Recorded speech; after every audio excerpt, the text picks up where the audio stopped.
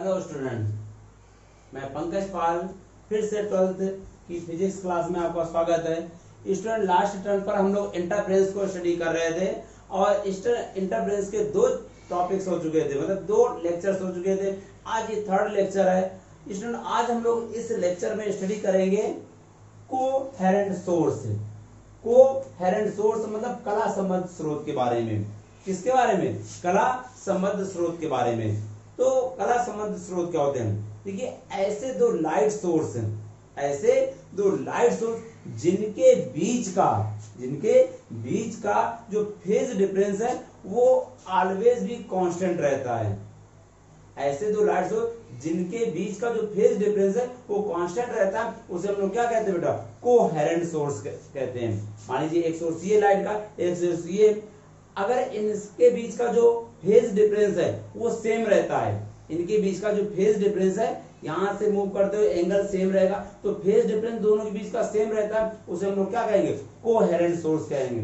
तो ऐसे light source जिनके बीच का फेज डिफरेंस जो होता है वो कांस्टेंट रहता है। क्या कांस्टेंट रहता है? फेज डिफरेंस जो होता है वो कांस्टेंट रहता है, उसे हम लोग क्या कहते हैं बेटा? कोहेरेंट सोर्स कहते हैं। मींस ऐसे प्रकाश स्रोत जिनके बीच का कालांतर सदैव नियत रहता है। क्या नियत रहता है? जिनके बीच का कालांतर सदैव नियत रहता है उसे कला संबद्ध स्रोत कहते हैं। किसे कला संबद्ध स्रोत कहेंगे? जिनके बीच का कालांतर सदैव नियत रहता है उसे कला संबद्ध स्रोत कहते हैं। अब हम लोग चलते हैं यंग्स डबल स्लिट एक्सपेरिमेंट। इसका देखिए नॉलेज होना बहुत जरूरी है। यंग डबल स्लिट एक्सपेरिमेंट, तो young double slit experiment, Young का द्विस्लिट प्रयोग, तो यंग के द्विस्लिट प्रयोग के बारे में हम लोग स्टडी करेंगे। देखिए 18वीं सेंचुरी के पहले, 18वीं शताब्दी के पहले ये कंफर्म नहीं था कि लाइट पार्टिकल फॉर्म में है कि वेव फॉर्म में है। मतलब लाइट पार्टिकल है कि वेव है, ये कोई साइंटिस्ट एग्जैक्टली नहीं बता सका था। कब? 18वीं शताब्दी के पहले कोई भी वैज्ञानिक ये नहीं बता पाया था कि लाइट एक पार्टिकल है कि वेव है एक्चुअल में। तो एक साइंटिस्ट आए, 1801 की बात है, 1801 में साइंटिस्ट थॉमस यंग। क्या नाम था साइंटिस्ट का? Thomas young. उन्होंने एक एक्सपेरिमेंट किया और इस एक्सपेरिमेंट को क्या नाम दिया गया? Double slit experiment. Young's double slit experiment means YDSE, Young double slit experiment, Young का द्विस्लिट प्रयोग। क्या बताया गया? 18वीं शताब्दी यानी 18th सेंचुरी के पहले ये कंफर्म नहीं था कि लाइट कैसी है, वेव पार्टिकल की है, वेव नेचर की है कि पार्टिकल फॉर्म में। तो 18th सेंचुरी में एक साइंटिस्ट यंग आए, थॉमस यंग, उन्होंने एक एक्सपेरिमेंट किया ये इंडिकेट करने की लाइट में कैसी प्रॉपर्टी। तो उसके लिए क्या किया? उस एक्सपेरिमेंट को नाम दिया उन्होंने यंग का डबल स्लिट एक्सपेरिमेंट, द्विस्लिट प्रयोग। तो अपने इस एक्सपेरिमेंट में किया क्या उन्होंने? अपने इस एक्सपेरिमेंट में उन्होंने सबसे पहले यहाँ पर एक मोनोक्रोमेटिक लाइट सोर्स लिया। कैसा लाइट सोर्स लिया? Monochromatic light source. Monochromatic light source मतलब एक ऐसा स्रोत लिया जिससे एक ही रंग की प्रकाश की किरण निकल सकती है। एक ऐसा प्रकाश स्रोत लिया जिससे लाइट सोर्स लिया जिससे फिर एक ही कलर की लाइट रे इमिट हो सकती है। तो उन्होंने मोनोक्रोमेटिक लाइट सोर्स लिया और इसके पास, लाइट सोर्स के पास एक क्या रख दिया? उन्होंने स्लिट रख दी। अब स्लिट क्या होता है? यानी सीधे स्लिट आप समझिए इसे कि एक दप्ती ले लीजिए, एक क्या ले लीजिए? दप्ती ले लीजिए और उस दप्ती में तो क्या कर दिए? बहुत ही नैरो लाइन खींच दी। क्या कर दिया? दप्ती ली और उस दप्ती में क्या? दो बहुत ही नैरो लाइन खींच दी जिससे लाइट आर पार करके जा सके।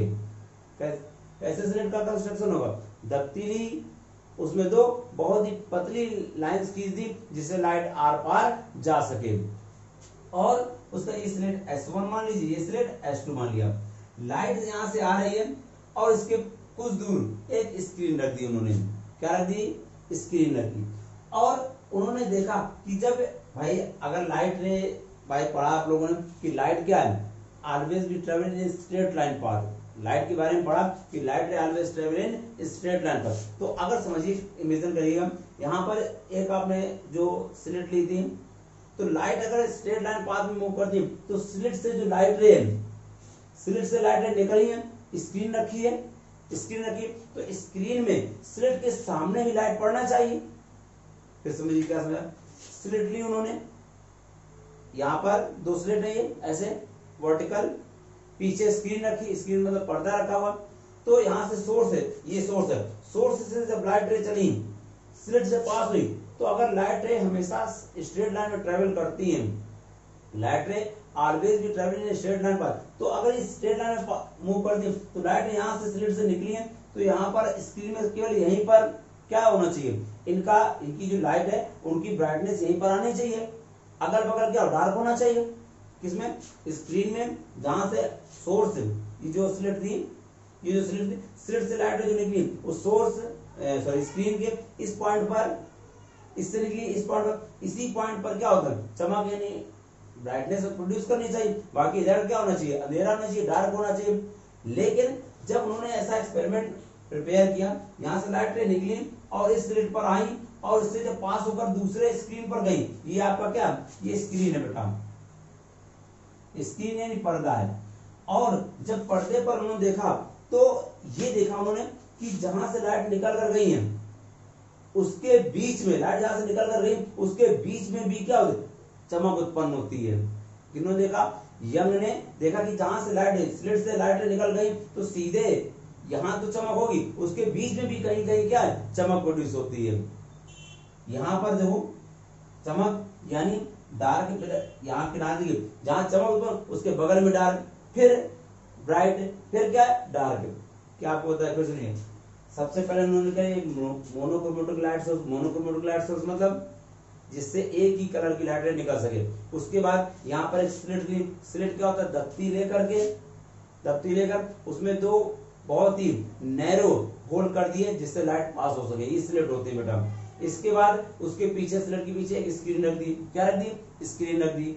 उन्होंने लाइट सोर्स से लाइट उन्होंने इंसिडेंट कराई किस पर, स्लिट पर, और जब स्लिट से लाइट पास होती है, स्लिट से लाइट पास होती तो एक्चुअल में लाइट रे प्रॉपर्टी होती है स्ट्रेट लाइन में मूव करती, तो स्लिट से अगर लाइट रे पास होती तो उन्होंने देखा कि लाइट रे सीधे जाकर स्क्रीन के इन्हीं पॉइंट पर, स्क्रीन के इन्हीं पॉइंट पर चमक उत्पन्न करनी चाहिए।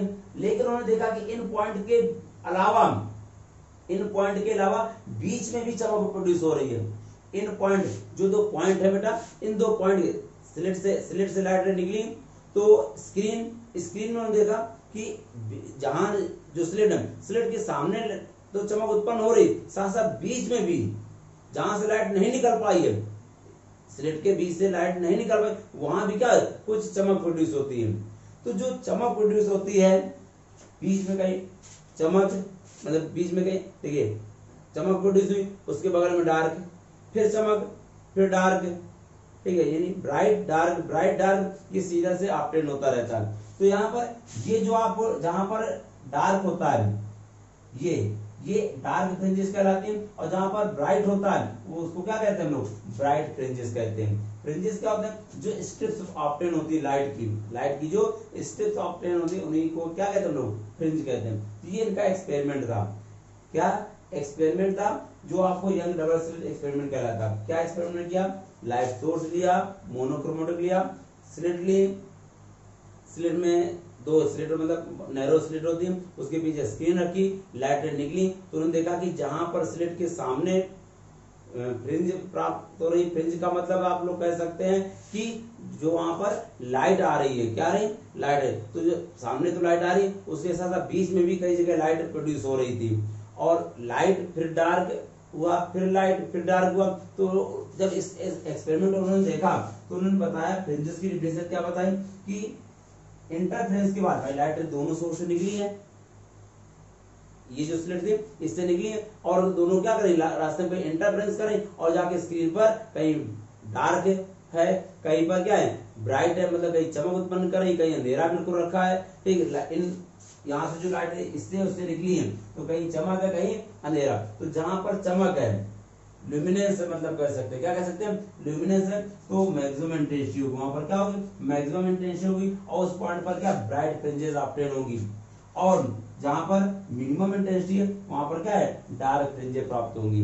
तो आपको क्या बताएगा, फ्रिंजेस की डिफिनेशन क्या होती है, इंटरफेरेंस के बाद लाइट रे स्लिट से निकली थी, रास्ते में कहीं इंटरफेरेंस किया उन्होंने, इंटरफेरेंस के बाद स्क्रीन पर ऑब्टेन होने वाली, इंटरफेरेंस के बाद स्क्रीन पर ऑब्टेन होने वाली जो डार्क और लाइट कलर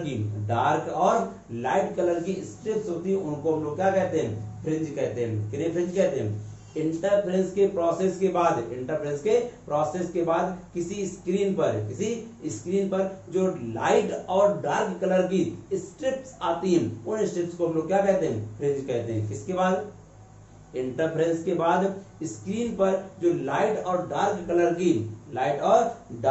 की स्ट्रिप्स आती हैं, उन स्ट्रिप्स को हम लोग क्या कहते हैं, फ्रिंज कहते हैं। क्या कहते हैं, फ्रिंज कहते हैं। तो फ्रिंजेस आपकी दो तरह की होती है, एक लाइट फ्रिंज कह सकते हैं, लाइट होती है, और एक डार्क है। जहां डार्क होते हैं तो मिनिमम इंटेंसिटी, जहां डार्क मतलब मिनिमम इंटेंसिटी, और जहां लाइट यानी ब्राइट फ्रिंजेस में मैक्सिमम इंटेंसिटी होगी। जहां पर मैक्सिमम इंटेंसिटी होगी, स्क्रीन के जिस पॉइंट पर मैक्सिमम इंटेंसिटी होगी, चमक होगी, वहां पर क्या होगा, ब्राइट फ्रिंजेस ऑब्टेन होती हैं, और जहां पर क्या अंधेरा होगा, डार्क होगा, वहां पर डार्क फ्रिंजेस ऑब्टेन होती है। और जहां पर अधिकतम तीव्रता, स्क्रीन के जिन पॉइंट पर अधिकतम तीव्रता, वहां पर दीप्त फ्रिंजें प्राप्त होती हैं, जहां न्यूनतम तीव्रता वहां पर अदीप्त फ्रिंजें, मतलब जहां काला अंधेरा है वहां पर अदीप्त फ्रिंजें बन रही होगी, और उसके बगल में क्या बन रही होगी, दीप्त फ्रिंज, जहां उजाला होगा मतलब चमक उत्पन्न होगी। तो यहाँ पर नोट कर कि लाइट, अगर व्हाइट लाइट आ रही है, ये जो मोनोक्रोमेटिक में सफेद रंग मतलब व्हाइट लाइट है, सनलाइट है जिसको कह सकते हैं, तो सनलाइट अगर जो आती है तो फ्रिंजेस जो होती हैं, ब्राइट फ्रिंजेस के रूप में रेड कलर के स्टेप होगी। कैसे होगी, स्क्रीन पर रेड कलर की स्टेप होगी, और डार्क फ्रिंजेस के रूप में ब्लू कलर की स्टेप होगी। क्या कहा, अगर लाइट रे व्हाइट लाइट रे है तो स्लिट से निकलने के बाद जहां रेड कलर की फ्रिंजेस स्ट्रिप प्राप्त होंगी, वो क्या होंगी बेटा, ब्राइट फ्रिंज होंगी, और जहां ब्लू कलर की स्ट्रिप होंगी उनको क्या कहेंगे हम लोग, डार्क फ्रिंजेस कहेंगे। तो ये आपको फ्रिंजेस के बारे में बताया। फ्रिंजेस है क्या, कि इंटरफेरेंस के बाद स्क्रीन पर जो लाइट और डार्क कलर की स्ट्रिप्स आती हैं, रंग बिरंगी और गाढ़े रंग की जो स्ट्रिप्स आती है, उन्हीं स्ट्रिप्स को क्या कहते हैं हम लोग, उन्हीं स्ट्रिप्स को हम लोग फ्रिंजेस कहते हैं। फ्रिंज दो टाइप की होती है बेटा, कौन कौन सी, एक है ब्राइट फ्रिंज और एक डार्क फ्रिंज, दीप्त और अदीप्त। ब्राइट फ्रिंजेस क्या है बेटा, जहां पर मैक्सिमम इंटेंसिटी होगी, मैक्सिमम एम्पलीट्यूड होगा, वहां पर ब्राइट फ्रिंजेस आएंगी, और जहां पर मिनिमम इंटेंसिटी होगी, कम होगी तीव्रता, वहां पर डार्क फ्रिंजेस मतलब अदीप्त फ्रिंजेस आएंगी।